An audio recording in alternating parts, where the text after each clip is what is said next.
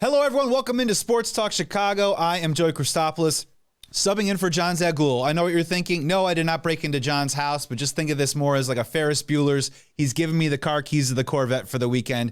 We are here to talk about 5 questions, burning questions in Chicago sports this summer. Got a fantastic guest coming up in just a second, but first we got to give a shout out to all of our amazing affiliates across the great state of Illinois. Airing this episode right now, 98.3 The Life, WKAN, W55 The Ticket, ACTV, JED TV, WJOB, Cities 92.9 Talk FM, and 101.1 Peoria Sports Radio. Thank you so much for tuning in wherever you are listening to us right now, or if you're watching us on YouTube, make sure you like, you comment, you subscribe below. And if you want, drop your 5 burning questions. What is your biggest burning question for Chicago sports this summer? I'm so excited to be here. This chair is super comfortable, so let's go ahead. Let's bring in our guest right now. He is a very welcomed returning guest here to the show. You might check him out with his fantastic work on Bears Wire. You might have seen him on NBC Football Night in America, in Chicago, all across the world. It's Brendan Sugrue. Brendan, come on in, man. How are you today? Joey, I'm doing well, but I got to start with the first burning question on my mind. I have not talked to you since you moved back to Chicago. How is it? Like, how is everything going? How are you enjoying it? Like, I'm sure it's been a crazy month for you, but it's got to be going well, I hope. Thank you so much for asking. I feel like I need to do a 90-day moratorium on complaints. So I'm going to put the complaints aside for right now. I feel like I got to earn my stripes back for being gone for 14 years living in Los Angeles before I start complaining about stuff. But yeah, I moved to Evanston. I'm right off the water. It's been windy as hell. My dog's loving it. A lot of great dog parks around. I've been taking Lakeshore Drive every single day. Me and the wife, we've already been down to Wrigleyville twice. I've already been to Greektown once. It's going great, man. I love it. I think I did the right thing. Did I do the right thing? I'm going to throw it back at you. Did I do the right thing moving back here? I can't say no. I mean, that's like, you are a Chicago guy, and seeing the work that you do here, the work you do with the Big Ten, it only makes sense that you end up in Evanston. But I think I'm gonna break the moratorium on complaints. What are some complaints? I'm curious. Like, after being on the West Coast, like what's got your gears grinding? Man, you're making me do it. Let's be honest here. There's a lot of cliches. There's a lot of narratives out there about LA traffic. Guess what, guys? Chicago. It's just as bad. And you know what else is bad? The roads. The roads are terrible here. There's a rotating construction. There's a real cycle right now of Chicago construction going on right now that I think is impeccably timed for the wonderful union workers of Chicago right now. But for the average commuter on a day-to-day basis, every single day it's something different, man. I know today is Wednesday. This episode's airing on a Thursday. Who knows what construction will be going on Friday? That's my major one right now, Brendan. Am I over my skis, or is this just a part of life that I got to get used to? No, it's a part of life that you got to get used to, unfortunately. It sucks. It sucks so bad. I remember when I moved back from college, I got a job out in Rosemont, and I was living like way up in Crystal Lake at the time. And it was when they were tearing up 90 for like 2 years. And it was the worst 2 years of my life trying to do that commute. And it just never went away. And then it did. And it was the greatest day of my life. And then like 2 weeks later, something else happened. And they were just tearing up another road. So it never stops. It just moves. And you just pray that it's never in your line of commuting. I love it. It never stops. It just moves. It sounds like some sort of horror movie of some kind, some sort of shark movie of some kind. Our fantastic producer, John Meadows, is shaking his head right now in agreement. So enough of the complaints. Let's get to the juicy stuff. I throw this to you before. We both were in agreement that the number one topic is how we're going to kick this off. 5, whatever you want to call it, hot, burning summer questions. We're going to do a little bit of a beer flight of Chicago sports questions for this summer. And what better way to start, Brendan, than talking about Caleb Williams? You can take this in whatever direction you want to, but for me, one of the biggest burning questions that I have right now isn't so much, is Caleb going to be good or is Caleb going to be bad? I think one of the biggest questions that I have, I'll throw to you, is that what are Chicago Bears fans going to do when a rookie quarterback maybe hits a couple speed bumps which we've seen historically throughout the test of time usually happens to a rookie quarterback. That's my biggest burning question. How do you think Bears fans are digesting right now the Caleb Williams mania, and how do you think they're going to digest when he maybe has a bad play, throws an interception, costs us a game? These are stuff that rookie quarterbacks do all the time. Where do you land on that? I'm so glad you asked this, because in the last few days, I've started gathering data. I'm saying it to you, so somebody holds me accountable. I'm going to be putting an article out at some point about talking about the early struggles of rookie quarterbacks. Yes, who start in week one, because even the ones that have been good, guys like Andrew Luck, CJ Stroud started 0-2 last year. Andrew Luck started his career 1-2, and I think Bears fans might remember his first start was against the Beloved, where he was okay, but he kind of got pulverized by Chicago's defense.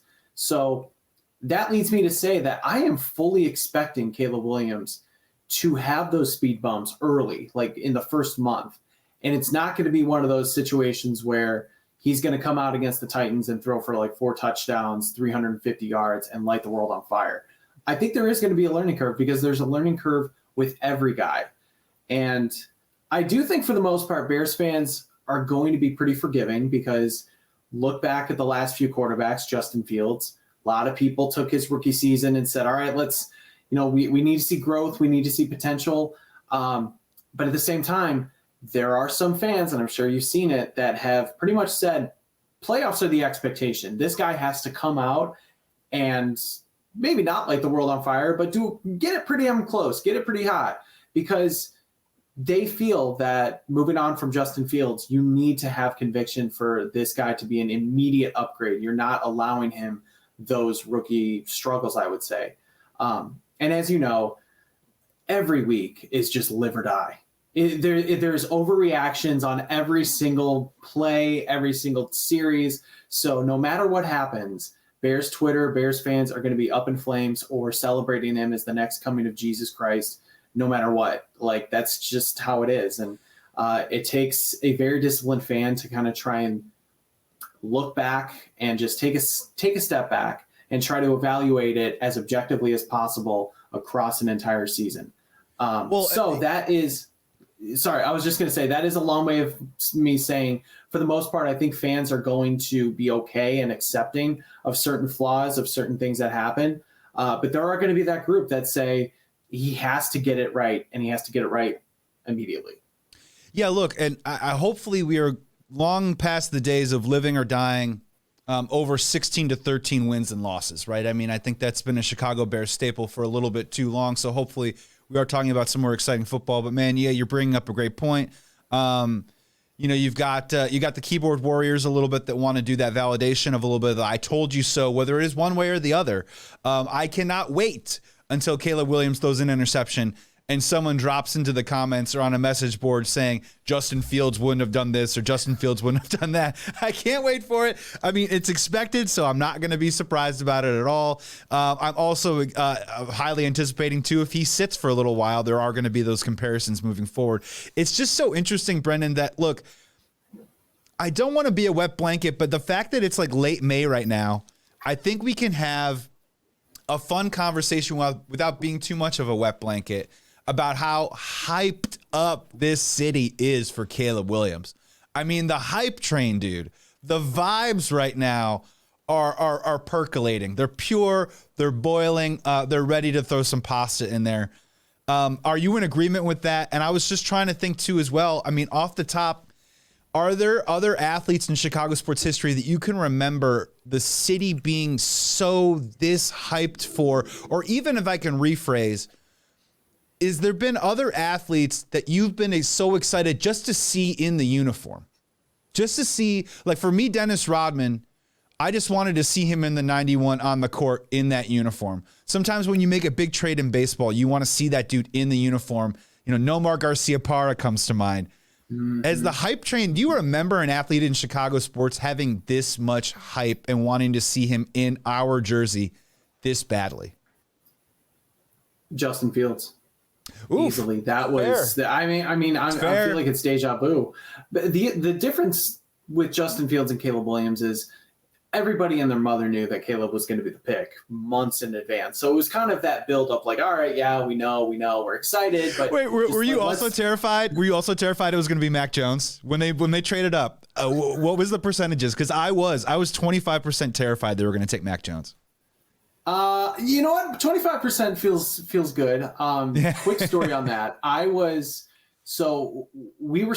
wife and I were supposed to get married in 2020, and our wedding got pushed to 2021. We still got married, but the whole party got pushed to 2021. What happened? It turned out to be, yeah, right. Whole thing called COVID. Yeah. So anyway, the wedding was on draft weekend, and I was so mad at the NFL because they moved the draft weekend after the fact.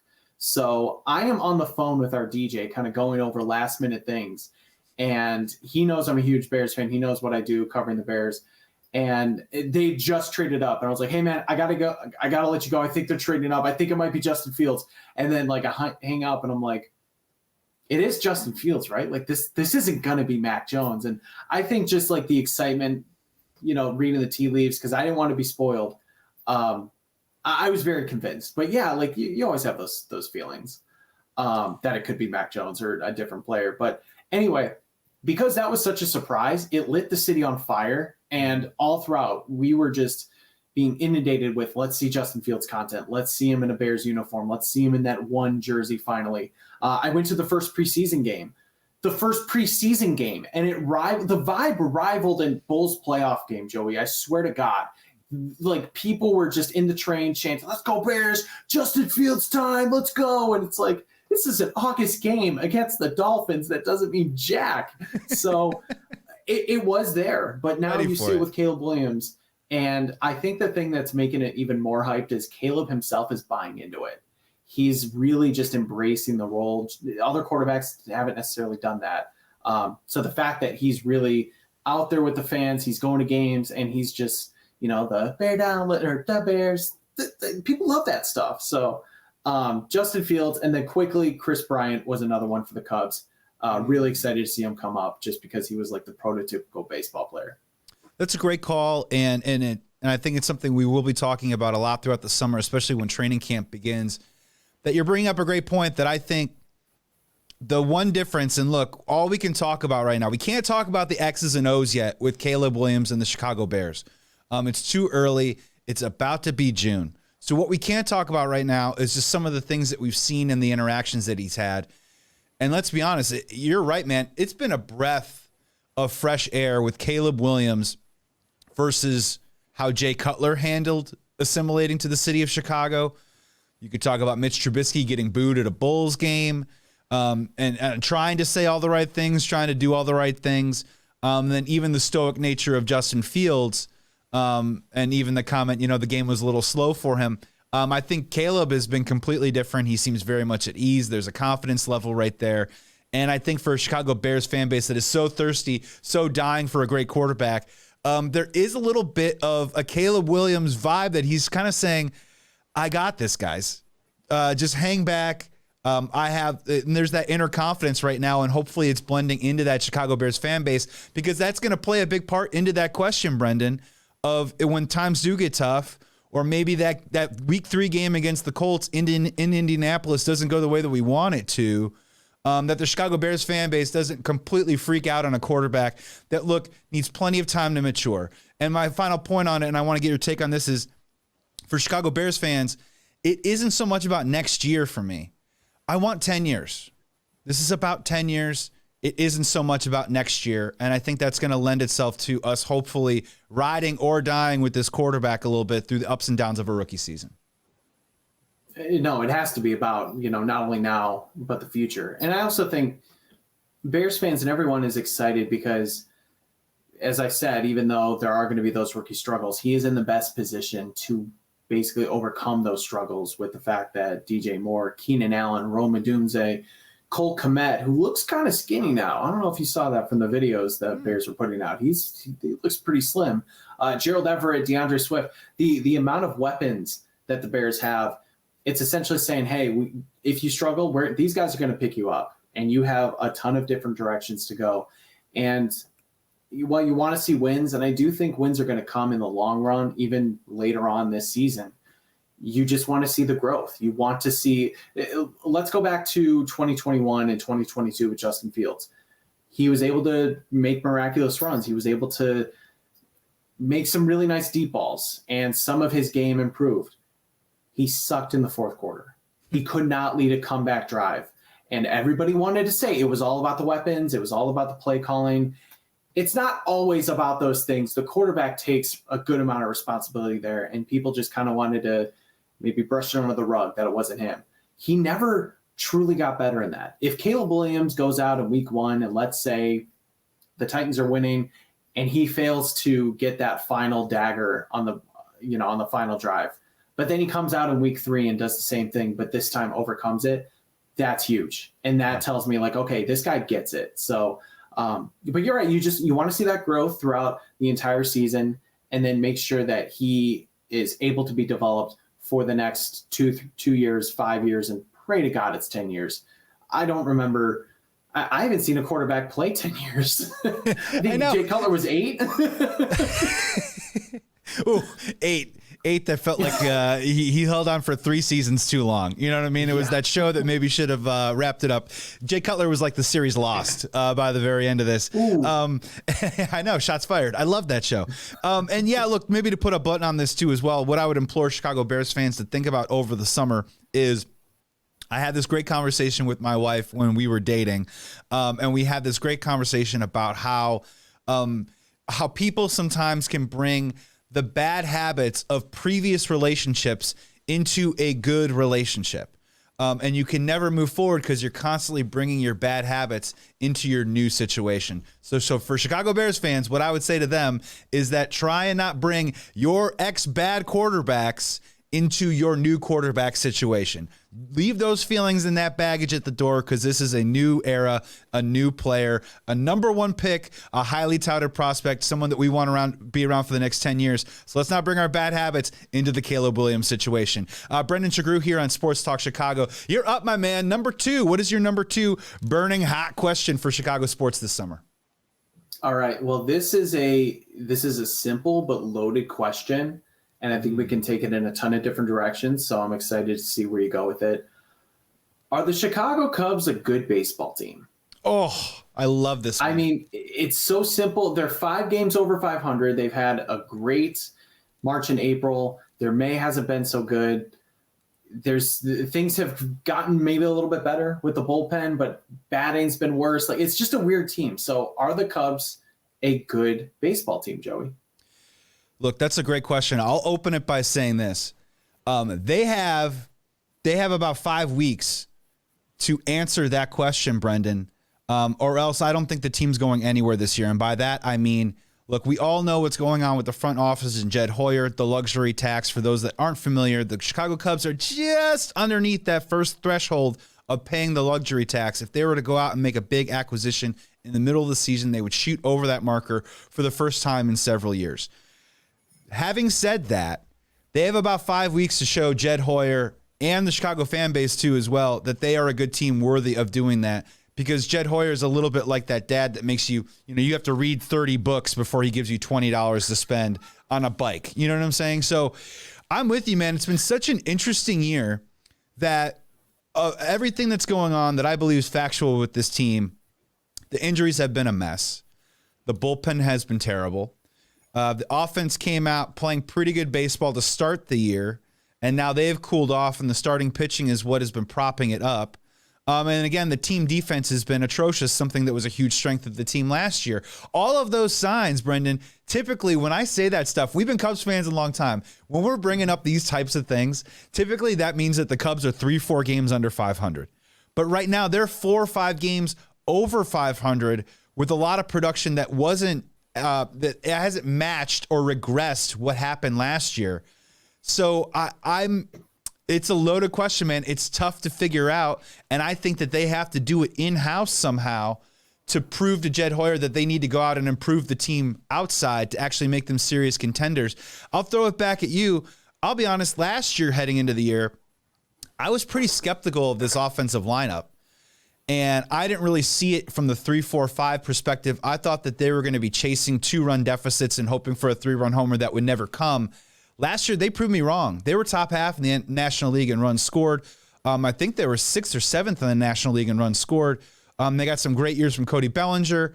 Dansby Swanson tailed off, but he hit 20-plus bombs. Ian Happ got paid. He drove in over 80 runs. Jan Gomes gave us 60-plus RBIs. Was my skepticism being realized this year, Brendan? Or how are you taking stock of the offense specifically right now? And how does your confidence in that maybe help you answer the question of, are the Chicago Cubs good? Well, I would say going into last year, you had every right to be skeptical because the team had underperformed under David Ross for, the last couple of years. They were still trying to figure out who they were going to be after offloading all of those 2016 players. Cody Bellinger was a reclamation project. Seiya Suzuki was supposed to be one of those cornerstones, but remember heading into the year and even early on last year, he just was not the guy. Yes, Dansby Swanson showed something right off the bat, and Nico Horner, I'd say, developed. But you could definitely look at that lineup and say, well, we're just throwing darts here, and hopefully somebody bounces back and somebody comes up. And thankfully, Cody Bellinger did. He had an MVP caliber season, some would say. Seiya Suzuki finally figured out what kind of player he was supposed to be. You mentioned Dansby hitting 20 bombs. So going into this year, you saw a lot of the same. And the big difference, of course, was Craig Counsell. Craig Counsell needs to get the most out of his teams, in which he did in Milwaukee for a number of years. Now you have to do it in Chicago and hopefully build on what Bellinger, Swanson, Suzuki, all of those guys did. And then, bringing up some of the younger guys like Christopher Morel and then Michael Busch. Early on, we saw it seemed like they were overachieving. I mean, Morel had an awesome April. We know the type of April Michael Busch had. He had a home run in, I think, 6 straight games. So you were hoping, you knew some of those guys were going to hit walls. And I know Morel's bounced back a little bit, but it could just be a strange combination of some of the younger guys hitting walls while some of your more impactful veterans like Swanson and Horner start to get hurt. Suzuki and Bellinger just came back. And then whatever the hell's going on with Ian Happ. I mean, we've seen him slump in the past, but we thought that was long gone. I think that was back in 2019, and he just doesn't seem to have a place. Sorry, my dog wants to say hi. So, yeah, I would just say, I think you made a really good point about Jed Hoyer being the type of dad, okay, you need to prove it to me time and time again before I invest in something. And they do need to find the answers in-house. I think they're capable of finding the answers in-house. They are a much better defensive team than they've shown. And hopefully with some of these guys coming back, they'll actually show that. But the problem is it's not only a ticking time clock before the trade deadline. You also have to figure it out before your starting staff they're not going to go under, but they're going to regress because it has to happen. There's no way, for as good as he's been, Shota Imanaga is not going to have a subpar 1 ERA for the rest of the season. He's been phenomenal, but he's going to get roughed up a little bit. Same thing with Javier Assad. These guys, you really have to make sure the offense gets their stuff figured out before the starters start giving up potentially 5-6 runs a game. You can't keep winning games 2-1 or 1-0. A follow-up before we move on to our third burning question here on Sports Talk Chicago. This is a paraphrase, but when Jed Hoyer basically says, when we're ready, we have the ability to spend and to strike, do you believe him?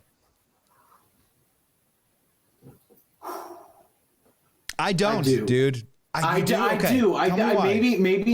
Maybe I'm holding on to what has happened in the past because 2016 they bought, 2017 they bought last year. It was only somebody like Jimmy Candelario. Now, are they going to buy for an expensive bullpen type pitcher like Mason Miller? I don't know, but I think if the right opportunity strikes, they will do it, especially with the fact that he feels confident in the manager with Craig Counsell. I don't know. Maybe I'm giving Jed too much credit, and maybe I'm holding on to the examples I've seen in the past, but I do believe him that he would do it. It's just tough. I feel like, look, I think he's a talented general manager. I just think that they like to play it both ways sometimes, where Jed Hoyer tries to explain to the fan base that he knows better and that when he knows that the team is ready to compete, the money is there and then we will spend it.